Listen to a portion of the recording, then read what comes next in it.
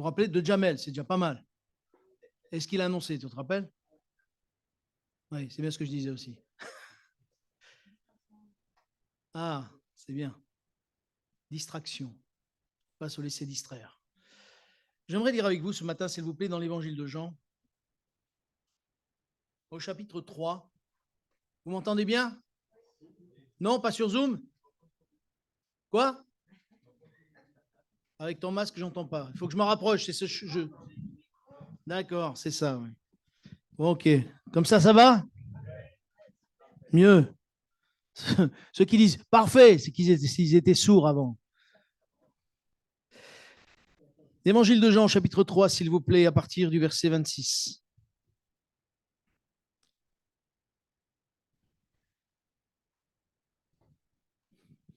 Évangile de Jean, chapitre 3, verset 26, vous y êtes? Il est écrit, ils vinrent trouver Jean et lui dire, Rabbi, celui qui était avec toi au-delà du Jourdain et à qui tu as rendu témoignage, voici, il baptise et tous vont à lui. Jean répondit, un homme ne peut recevoir que ce qui lui a été donné du ciel. Vous-même m'êtes témoin que j'ai dit, je ne suis pas le Christ, mais j'ai été envoyé devant lui. Celui qui appartient à l'épouse, c'est l'époux. Mais l'ami de l'époux, qui se tient là et qui l'entend, éprouve une grande joie à cause de la voix de l'époux. Aussi, cette joie qui est la mienne est parfaite. Il faut qu'il croisse et que je diminue. Amen. Nous nous rendons compte tous autour de nous, dans nos propres vies. Nous avons une évolution qui va de l'enfance à l'adolescence, à l'adulte, au vieillard. Ça, c'est une évolution qui est, j'allais dire, propre à tous, et nous n'avons pas besoin de calculer pour évoluer. Parce que qu'on le veuille pas, moi, j'aimerais pas vieillir, je sais pas vous, mais moi, j'aimerais pas vieillir, et pourtant, je vieillis. Pourtant, bon, parler de cheveux blancs, je peux pas en parler, mais oui, barbe blanche, merci. Tu n'étais pas obligé de le relever, hein, bon. Mais de plus en plus, on se rend compte qu'on évolue de toute façon.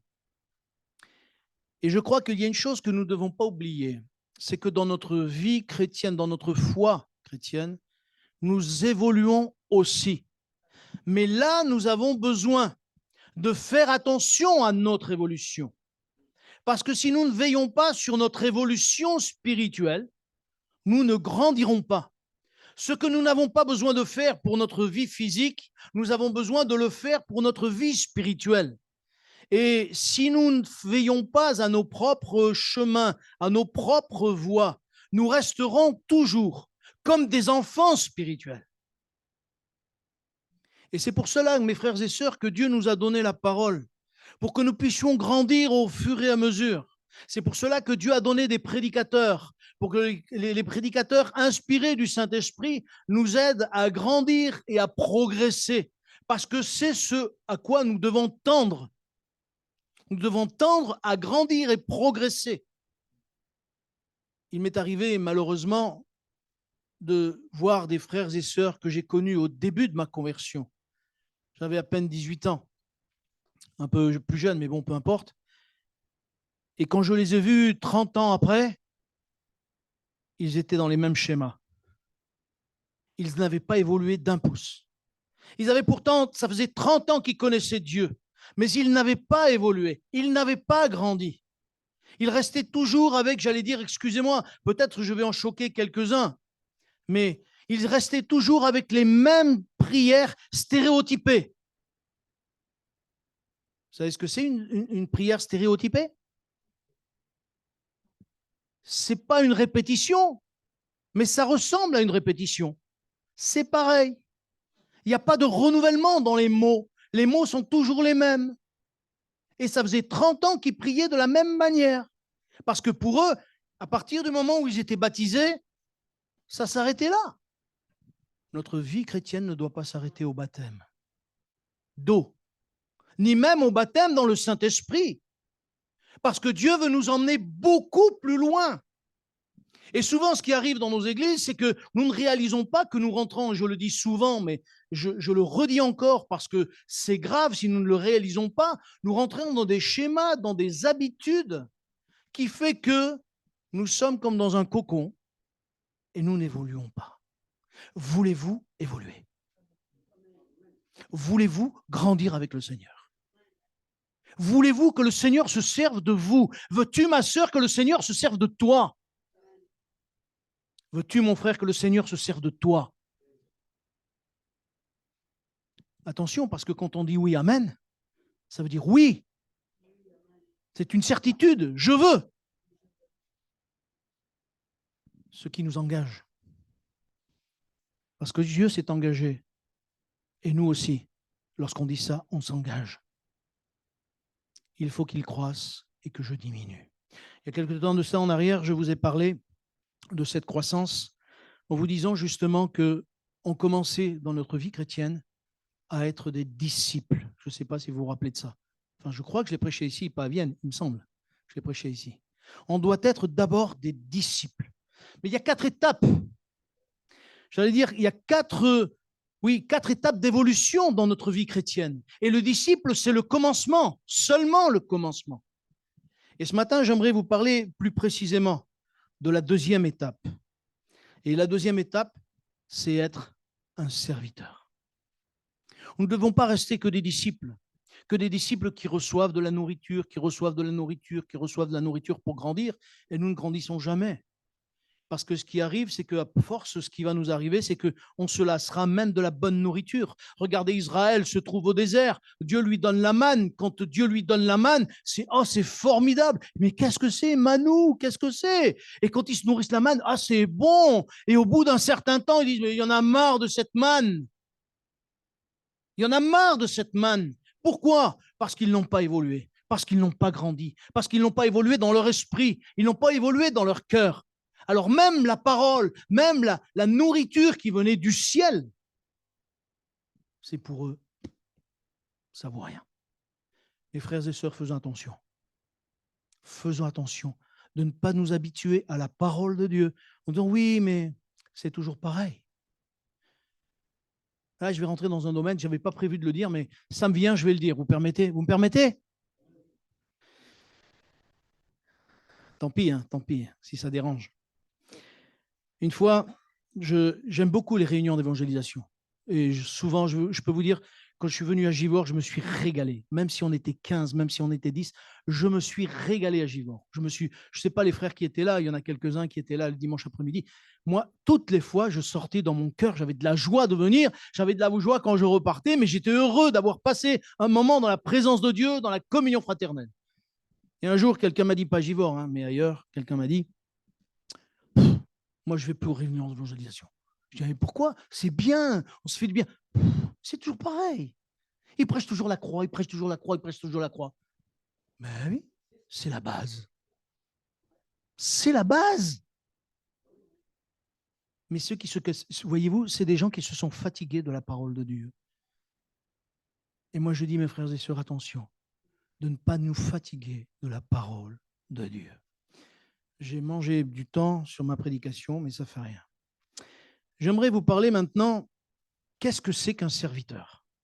Parce qu'on parle d'un serviteur, mais qu'est-ce que ça veut dire, serviteur? En fait, nous, on le voit comme serviteur, et je l'ai déjà dit sur Givors et dans d'autres ailleurs aussi. Souvent, dans la parole de Dieu, lorsqu'il est parlé de serviteur, en fait, c'est écrit dans l'original, c'est parlé esclave. Et nous, quand on entend esclave, toujours, on pense les esclaves avec les chaînes, vous savez, à l'époque où ils étaient transportés d'Afrique aux États-Unis ou ailleurs, et on voit ça, mais quelque part, c'est ça un esclave aussi. C'est ça un esclave. Et on ne réalise pas que les apôtres eux-mêmes s'estimaient comme esclaves de Jésus-Christ. Ils disent, moi, esclave de Jésus-Christ, moi, un tel, moi, Pierre, moi, Jude, esclave de Jésus-Christ. Esclave de Jésus-Christ. Ça vous choque ça, esclave de Jésus-Christ? Alors nous ne réalisons pas ce que ça veut dire esclave. Parce que si nous réalisions ce que ça veut dire esclave, peut-être qu'on réfléchirait un peu plus sur le mot serviteur. J'aimerais lire un texte avec vous, s'il vous plaît, qui se trouve dans 1 Corinthiens, On n'aura pas le temps, je suis désolé, on verra bien. Mais 1 Corinthiens au chapitre 6.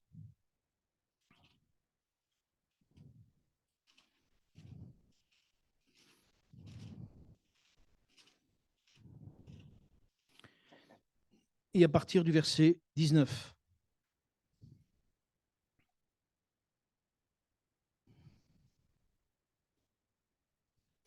Ne savez-vous pas, verset 19, il est écrit, ne savez-vous pas que votre corps est le temple du Saint-Esprit qui est en vous, que vous avez reçu de Dieu, et écoutez bien, et que vous ne vous appartenez point à vous-même.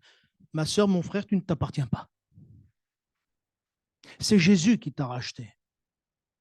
À partir du moment où tu as accepté Jésus-Christ en tant que sauveur, il t'a lavé par son sang, mais il t'a racheté. D'esclave que tu étais du péché, parce qu'on était esclave du péché. Combien étaient esclaves de la mort même? Parce que ceux qui n'ont pas le Seigneur, ils sont esclaves de la mort et du péché et du diable. Mais ils disent, mais moi je suis libre. Libre de quoi? Libre d'avoir une cigarette au bout des lèvres et de chaque fois on en pose une, on en remet, on en pose une, on en remet, parce qu'on est esclave de ça. Ne me dites pas que les gens sont libres, c'est pas vrai. Esclaves du sexe, regardez tout ce qui se passe sur Internet, le nombre d'adultères qu'il y a, le nombre de femmes trompées ou d'hommes trompés, le nombre de femmes frappées. Pourquoi? Parce que les hommes sont esclaves et ils ne veulent pas reconnaître qu'ils sont esclaves. Moi, je vais vous dire franchement, je préfère être esclave de Jésus-Christ. Moi, je préfère être esclave de Jésus-Christ. Nous sommes serviteurs de Jésus-Christ et nous ne nous appartenons plus à nous-mêmes. Et ça, je crois que c'est une première chose que nous devons comprendre dans notre esprit, dans notre cœur. Nous ne nous appartenons plus. Le Seigneur Jésus nous a rachetés. C'est fort ce que je vous dis. Mais c'est là qu'il nous faut grandir, mes frères et sœurs. Parce qu'on se veut soi-disant libre, mais on est libre en Jésus-Christ et on va le voir. Jésus ne nous oblige pas. Jésus ne nous oblige pas à être ses esclaves. Mais ce qu'il voudrait que ce soit volontairement, que nous puissions dire, Seigneur, je t'appartiens. Et ça veut dire quelque chose, je t'appartiens. Ça veut dire que je ne fais pas ce que je veux dans ma vie. Ça veut dire que je n'agis pas n'importe comment dans ma vie. Ça veut dire que mes choix sont basés sur ma foi et non pas sur mes envies. Parce que si c'est encore basé sur mes envies, ça veut dire que je suis esclave de mes envies. Une tablette de chocolat. Ah non, pas le chocolat, pas le chocolat. Noël arrive. Oh non. Il y en a qui sont vraiment... pas que pour le chocolat, bien sûr. Les tacos. Les tacos. Mais, mes frères et sœurs, réalisons cela. Nous ne nous appartenons plus.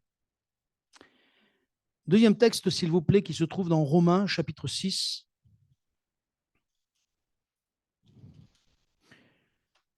Je ne sais pas si vous aviez déjà entendu cela, que vous ne vous apparteniez plus, mais c'est une réalité. Dans le monde spirituel, c'est une réalité. Et c'est pour ça que le diable essaye de nous rattraper et de nous faire lâcher la main de Dieu. Parce que si nous lâchons la main de Dieu, c'est lui qui nous remet la main dessus, automatiquement, vous savez, automatiquement. Il n'a pas besoin de rien faire. Il a juste à nous dire, tiens, regarde, mais prends ça, c'est pas grave. Prends ça, c'est pas grave. Mais, ne t'inquiète pas, c'est pas grave. Mais si, c'est grave. Et il sait ce qu'il fait pour nous détourner de Dieu. Chapitre 6, je ne sais pas si je vous l'ai dit, et à partir du verset 17. Mais grâce soit rendue à Dieu de ce que, après avoir été esclave du péché, c'est ce que je vous avais dit, vous avez obéi de cœur à la règle de doctrine dans laquelle vous avez été instruits.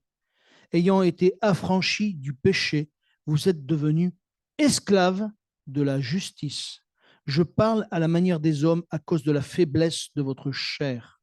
De même donc que vous avez livré vos membres comme esclaves à l'impureté et à l'iniquité pour arriver à l'iniquité. Ainsi maintenant, livrez vos membres comme esclaves à la justice pour arriver à la sainteté. Amen. Et vous pourriez lire la suite.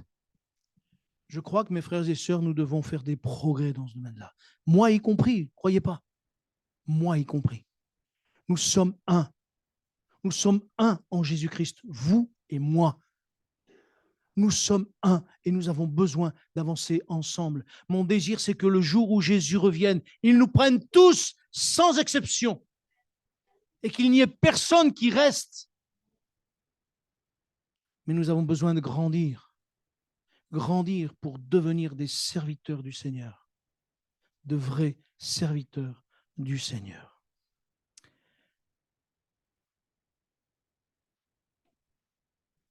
On se rend compte dans la parole de Dieu que le fait de devenir serviteur ou esclave, c'est une question de volontariat, de volontaire. Et j'aimerais le lire tout de suite dans Ésaïe, le livre d'Exode, le livre d'Exode. C'était une loi, ça, qui était déjà à l'époque de Moïse, et nous ne réalisons pas, parce que même déjà à l'époque, il y avait la possibilité de devenir esclave volontairement. Exode au chapitre 21, s'il vous plaît.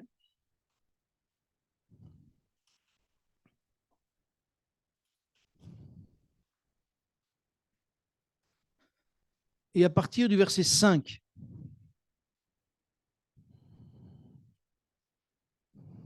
Alors, on ne va pas tout lire le texte, mais juste ce passage, parce que je trouve qu'il est important. Vous pourrez le lire à la maison, l'Exode 21, vous verrez, où il est parlé justement de l'esclave, de l'esclavage, etc., etc. Et il est écrit ceci: si l'esclave dit « J'aime mon maître, ma femme et mes enfants, je ne veux pas sortir libre », alors son maître le conduira devant Dieu et le fera approcher de la porte ou du poteau.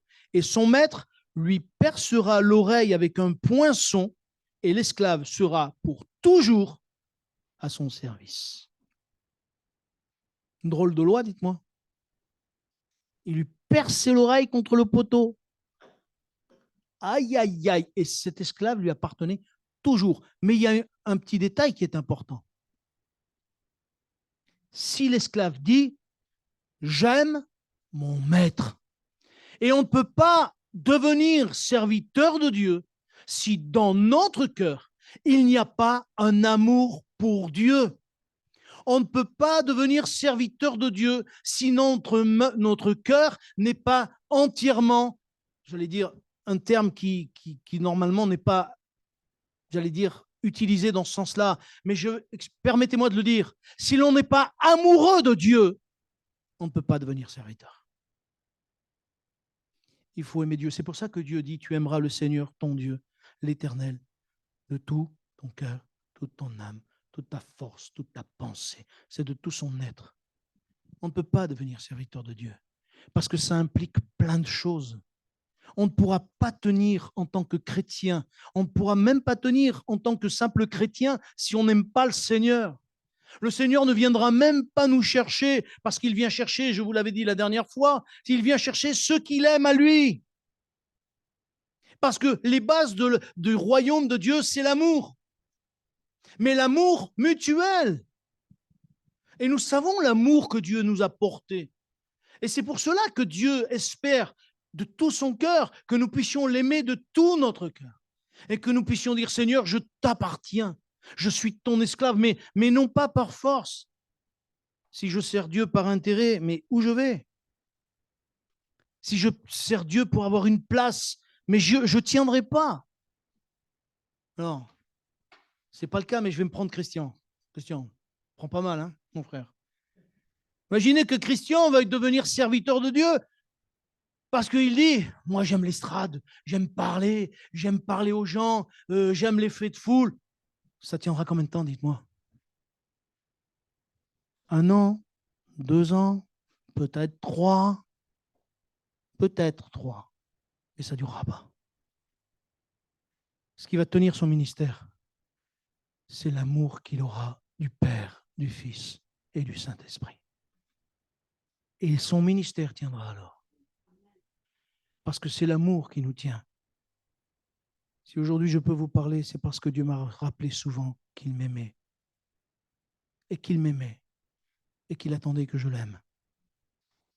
Et bien souvent, j'ai dit, Seigneur, comme Pierre, vous vous rappelez Pierre, Seigneur, tu sais toutes choses, tu sais que je t'aime. Mais Pierre a parlé avec son cœur. Il a dit, Seigneur, tu sais que je t'aime. Pourtant, Pierre, hein, il a fait une grosse bourde, mais nous, on aurait fait pareil, hein, ne croyez pas. On aurait fait pareil. Mais Pierre, il a dit, Seigneur, tu sais que je t'aime.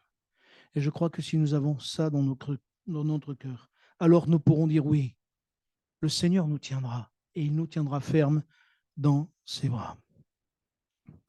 J'aimerais lire avec vous maintenant un texte parce que vous savez, ce qui se passe, c'est que souvent, quand Dieu nous demande quelque chose, c'est que d'abord, il nous a montré l'exemple.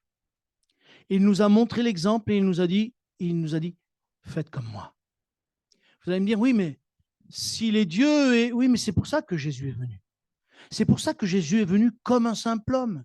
Vous savez, l'évangile de Marc nous montre Jésus comme serviteur, spécialement. L'évangile de Marc nous révèle Jésus comme le serviteur fidèle, le serviteur parfait. Vous allez me dire, nous ne sommes pas parfaits. Non, mais le Saint-Esprit habite en nous. Et parce que le Saint-Esprit habite en nous, alors nous pouvons faire ce que Jésus a fait. Oui ou non? Pourquoi je dis ça? Est-ce que vous me dire, vous avez dit oui, mais pourquoi? Moi, j'aimerais vous dire, pourquoi vous pouvez dire ça? La Bible le dit. Qu'est-ce qu'elle dit précisément? Ouais, mais pardon? Oui, mais il y a quelque chose avant. Celui qui croit en moi fera les choses que j'ai faites et il en fera des plus grandes. Il nous faut croire en ce que Dieu nous a dit. Et alors nous le verrons s'accomplir. Et ce qu'aujourd'hui, ma sœur, tu dis, je ne peux pas faire. Crois au Seigneur Jésus, tu vas pouvoir le faire. Ce que tu dis, non, je ne peux pas l'atteindre. Crois au Seigneur Jésus et tu vas pouvoir l'atteindre. Mais il faut que tu marches. Il faut que tu ailles de l'avant. C'est ça la marche du croyant. Le Seigneur Jésus n'a jamais dit que ce serait facile de marcher comme un croyant. Le Seigneur Jésus n'a jamais dit que ce serait facile de marcher derrière à sa suite. Mais une chose est sûre, c'est qu'il a promis qu'il serait avec nous. Et comme il est avec nous, il est là pour nous soutenir, pour nous faire du bien, pour nous emmener de l'avant. Évangile de Marc, s'il vous plaît, au chapitre 10.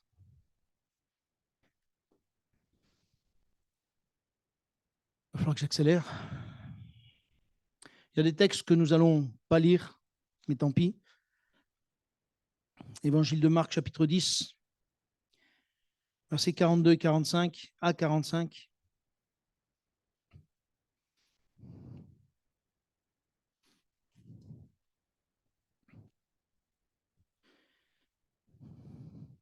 Jésus les appelle, leur dit, vous savez, que ceux qu'on regarde comme des chefs des nations les tyrannisent et les grands les dominent, et il n'en est pas de même au milieu de vous. Mais quiconque veut être grand parmi vous, qu'il soit votre serviteur, soit entendu votre esclave. Et quiconque veut être le premier parmi vous, qu'il soit l'esclave de tous. C'est pour ça que Jésus a lavé les pieds de ses disciples. Et Pierre va dire, mais non, tu ne vas pas me laver les pieds, c'est toi le maître. Jésus dit, si tu ne le fais pas, si tu ne laisses pas, tu ne seras pas sauvé. Pourquoi? Parce que Jésus a voulu montrer l'exemple.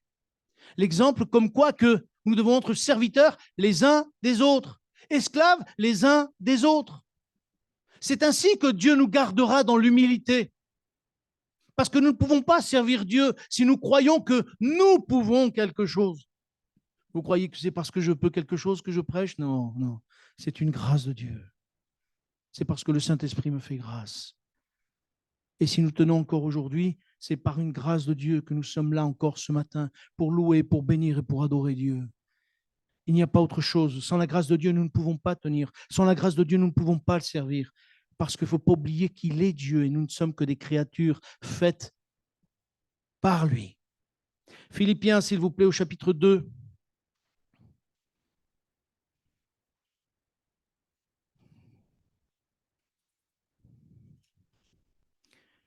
Philippiens, chapitre 2,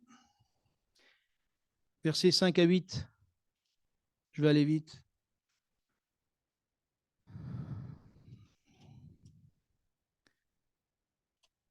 il est écrit,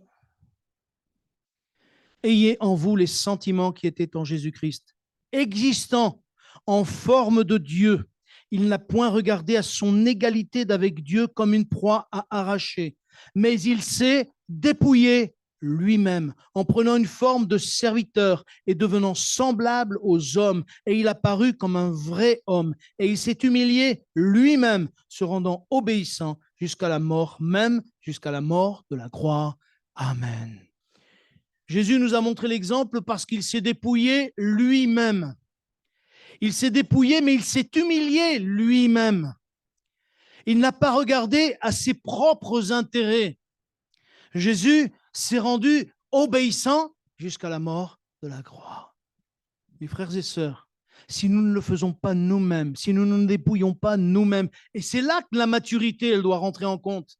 C'est là que notre maturité doit être là pour nous dépouiller nous-mêmes, pour nous débarrasser nous-mêmes de ces choses qui font que nous aurions tendance à vouloir devenir supérieurs.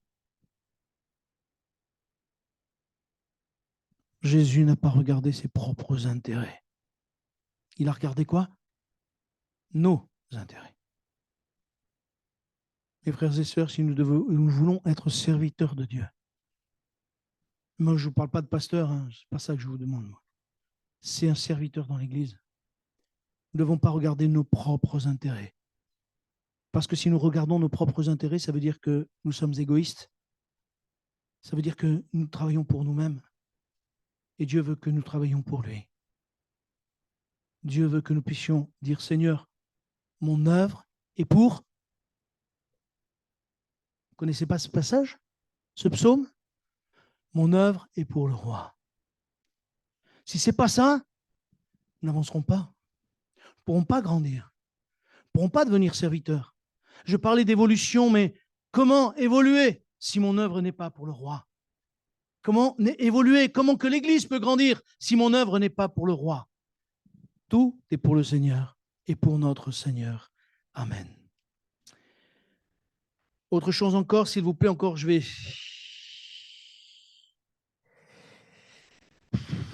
essayer d'aller vite. 1 Corinthiens chapitre 4, versets 1 et 2. Il est parlé justement du serviteur fidèle. Le serviteur fidèle. Jésus a été un serviteur fidèle. Et ce que Dieu nous demande de nous, c'est que nous soyons des serviteurs et des servantes, ou des servantes et des serviteurs qui soyons fidèles, fidèles jusqu'au bout. D'ailleurs, le Seigneur va prendre la parabole des talents. Et qu'est-ce qu'il va dire? Rentre dans la joie de ton maître, bon et fidèle serviteur. Pourquoi? Parce que cet homme a fait ce que Dieu lui demandait. Et je crois que Dieu nous demande des choses. Dieu nous demande d'aller plus loin. Dieu nous demande de le laisser faire. Dieu nous demande de lui obéir. Dieu nous demande de vraiment se plier à sa volonté. Et nous avons du mal avec ça. Nous voulons toujours faire ce que nous voulons. C'est pour ça que l'apôtre Pierre va dire à un moment donné, je crois que c'est l'apôtre Pierre qui dit, mais vous dites, nous faisons ceci, nous allons ici, nous allons là-bas, mais vous ne dites pas si c'est la volonté de Dieu. Et tant que nous ne disions pas si c'est la volonté de Dieu, comment pourrons-nous avancer? Je vous l'ai déjà dit sur Givor. J'ai été sur Vienne, mais ce n'était pas par ma volonté, je peux vous le dire. C'est Dieu qui m'a forcé à venir. Je ne le regrette pas aujourd'hui. Mais sur le coup, je n'étais pas content, je peux vous le dire. Hein. J'ai grogné un moment, hein, jusqu'à ce que Dieu me dise, maintenant, tu as compris maintenant? Et quand j'ai compris, j'ai dit, Seigneur, j'ai compris. Ta volonté, c'est la meilleure et c'est la bonne. Et frères et sœurs, ce que nous vivons des fois, nous ne le comprenons pas. Mais si Dieu le permet que nous le vivions, c'est parce que c'est sa volonté. Et c'est là la difficulté pour nous. C'est de nous plier à sa volonté et dire, Seigneur, ok, tu le permets, eh bien, que ta volonté soit faite. C'est ce que Jésus a dit, que ta volonté soit faite. Et pourtant, Jésus, il aurait voulu s'écarter. Quand vous lisez, je crois que c'est dans l'évangile de Matthieu, où il est donné 3 passages où Jésus, justement, va parler de ça. Et il va dire, mais si je ne peux pas faire autrement, si c'est ta volonté, que ta volonté soit faite. Et nous voulons nous écarter de la volonté de Dieu en disant, mais non, la volonté de Dieu, elle n'est pas que je souffre. Et parfois que oui. Parfois oui. Vous croyez que Job voulait souffrir? Pourtant, c'était la volonté de Dieu qu'il passe par là où il est passé. Et je crois que certaines fois, nous devons accepter ce que Dieu nous permet de passer. Parce qu'au travers de ça, il va nous changer, nous transformer, va faire de nous de véritables serviteurs et servantes à la gloire de Dieu.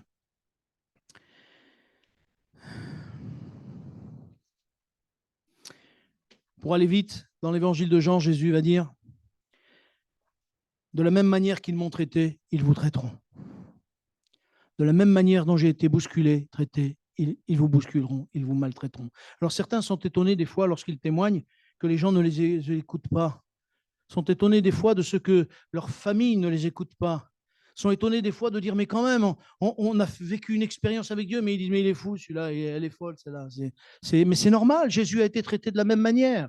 Ne soyons pas étonnés, Jésus l'a dit, Jésus l'a dit. Et un dernier point vite fait, si vous me donnez encore 5 minutes s'il vous plaît, parce que je vois qu'il est déjà moins le quart. Mais un dernier point, oui. Il y a un point avec 4 points. C'est difficile hein, pour moi d'aller vite. Un point avec 4 points.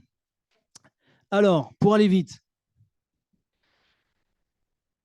dans la vie pratique du serviteur de Dieu, le serviteur de l'Église, je ne parle pas encore une fois de pasteur, mais quand on veut commencer à servir Dieu, il y a 4 choses qui vont nous arriver. Peut-être plus, mais déjà ça. C'est que de la même manière que Jésus a trouvé de l'opposition dans sa famille, nous trouverons de l'opposition dans notre famille. Ça, c'est clair. À partir du moment où j'ai dit que je m'étais converti, ma grand-mère a dit « Je te rejette, je vous rejette ». Mais je suis tombé des nues, parce que ma grand-mère, c'était ma grand-mère, quoi. Et quand elle m'a dit ça, j'ai dit « J'en ai rien à faire ». Ah, c'est elle qui est tombée de l'autre côté, elle ne savait plus. Elle ne comprenait plus pourquoi je disais ça. Mais n'empêche, 3 jours avant de mourir, elle s'est convertie au Seigneur. Parce que nous avons, par la grâce de Dieu, nous sommes restés fidèles à Dieu. Et j'aimerais vous dire que, quelles que soient les oppositions de vos familles, à partir du moment où on va vouloir s'engager avec le Seigneur, forcément, ils ne vont pas trouver ça normal. La mère de Jésus va dire, mais non, stop, arrête, il est hors de sens, elle va dire de Jésus. Et Jésus va dire, qu'est-ce qu'il va dire Jésus? Ma mère, mes frères, ce sont ceux qui font la volonté de Dieu. Je ne vous dis pas la gifle qu'elle a pris, là, la mère. Elle veut dire, mais attendez, c'est mon fils, c'est moi, c'est quand même. Il dit, la volonté de mon Père, c'est ça qui prime avant tout. Et je crois que mes frères et sœurs, ce que nous devons comprendre, c'est que c'est la volonté de Dieu qui prime. Bien sûr, ce que je veux vous dire, c'est pas pour ça qu'il faut rejeter notre famille. Non, c'est pas ce que je suis en train de vous dire. Hein. Pas du tout. Il faut l'aimer, notre famille. Il faut l'entourer. Il faut l'aimer davantage encore et lui montrer qu'on est de vrais chrétiens, non pas seulement par des paroles, mais par des actes d'amour, des actes de compassion, des actes de changement de vie. Si ce n'est pas le cas, nous sommes à côté de la plaque. Il faut que la différence, elle soit faite. L'apôtre Paul va dire à Timothée que tes progrès soient évidents pour tous. Alors nos progrès, si nous voulons dire être chrétiens, il faut qu'ils soient évidents de ceux qui ne nous connaissent pas. Il y a quelque temps en arrière, j'ai un ancien chef qui m'a dit, mais tu es toujours dans ta truc là, avec Dieu, machin, truc. Je dis, bah oui, et encore plus qu'avant. Il me dit, t'es vraiment spécial, toi. Je dis, bah oui, c'est pas moi, c'est le Seigneur qui est spécial. Et c'est lui qui a changé ma vie. Ah, il ne comprend pas trop. Il dit, mais quand même, il avait 18 ans, il n'avait pas de cervelle, mais maintenant qu'il en a 40, 50 et plus, il n'est pas bien, ou bien c'est spécial. Oui, c'est spécial. C'est l'amour de Dieu en nous. Et l'amour de Dieu en nous doit engendrer ces choses. Deuxième chose, oh là là, ça va. Bon. Deuxième chose, c'est que, oups, on va se rendre compte que l'Église n'est pas parfaite. Oh. L'Église n'est pas parfaite. Parce que même au milieu de nous, il y aura des critiques. Même au milieu de nous, celui qui va vouloir servir Dieu, on va dire, mais pour qui se prend celui-là? Mais pour qui elle se prend celle-là? Non, mais tu rigoles. Si le Seigneur, il se sert de lui. Non, mais seulement, ils ont oublié une chose. C'est que Dieu s'est servi d'un âne pour reprendre le prophète Balaam. Il peut bien se servir de nous, dites-moi. Même si on n'a pas des grandes oreilles. C'est pas grave, ça. L'essentiel, c'est qu'on ait un cœur entier pour Dieu. Un cœur entier pour Dieu. Et c'est là que Dieu se servira de nous. Mais même les critiques au milieu de l'Église, ça arrivera. Alors ne soyez pas étonnés. L'essentiel, c'est de ne pas perdre de vue notre décision. C'est ça aussi la maturité. Combien de fois Jésus s'est fait critiquer sur ses choix, sur ces guérisons qu'il a faites. Pourtant, c'était des guérisons. Les gens auraient dû se réjouir des guérisons. Et ils n'ont fait qu'une chose, c'est le critiquer. Ah non, mais tu ne respectes pas le sabbat. Vous croyez que Dieu respecte le sabbat quand il guérit? Le désir de Dieu, c'est que les hommes soient sauvés, que les hommes soient guéris, que les hommes changent de vie. Nous, on met des règles, mais Dieu n'a pas de règles parce que c'est lui qui les fait, les règles. Et si lui décide de guérir, qu'est-ce que nous, on va reprendre? Alors, mes frères et sœurs, ne soyez pas étonnés, parce que au milieu de nous, des fois, malheureusement, certains n'ont pas compris, n'ont pas évolué, n'ont pas grandi. Et il y a encore de la critique, il y a de la jalousie, il y a de la médisance. C'est fort ce que je vous dis. Hein. Nous avons besoin de grandir. Et même s'il y a tout ça, prions pour que l'Église change et qu'il n'y ait plus ces choses. Parce que le diable se sert de nos caractères, je vous l'ai déjà dit, pour que justement nous puissions nous monter les uns contre les autres. C'est ce que le diable essaye de faire. Ne le laissons pas faire. Mon frère, il ne comprend pas ce que je fais dans le service. Pas grave. C'est Dieu qui justifiera. Ça, c'est toujours Dieu qui justifie. Vous savez pourquoi? Elle appartient à qui, l'Église? À Jésus-Christ. Elle ne nous appartient pas. Nous sommes membres de l'Église. Mais l'Église, elle appartient à Jésus-Christ. Et celui qui mettra la règle et la loi en son temps, c'est bien Jésus. Laissons-le faire. Troisième chose, vite fait. Eh bien, quand on commence à servir Dieu, il y a une chose qui arrive, c'est qu'on commence à avoir des ennuis aussi. C'est qu'il y a des tentations, il y a des pièges, il y a des oppressions.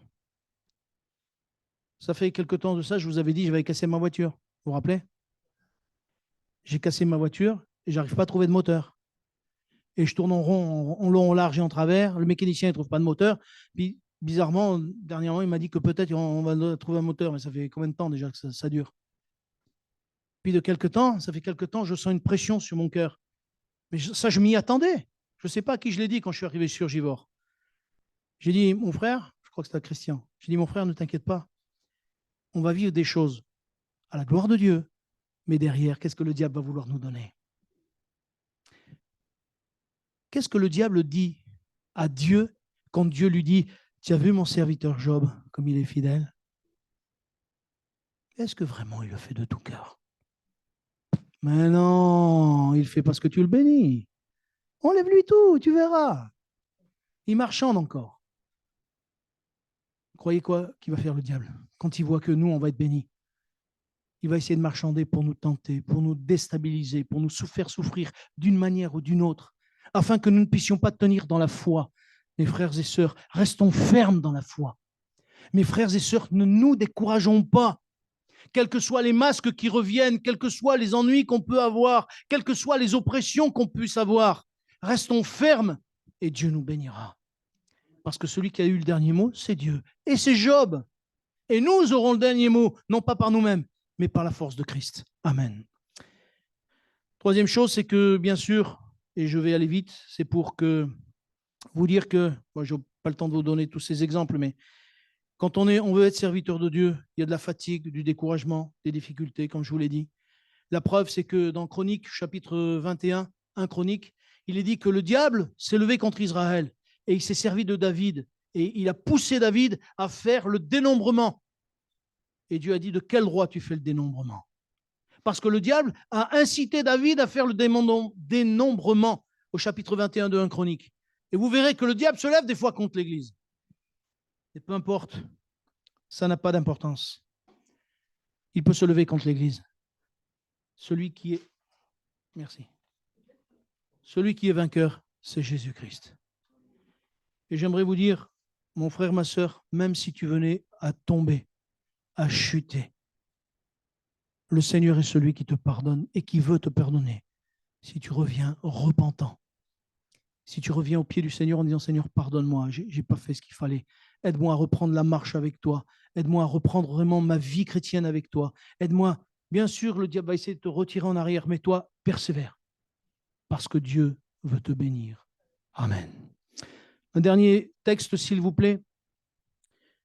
L'évangile de Luc, chapitre 17, verset 7. Et pardonnez-moi de l'heure tardive.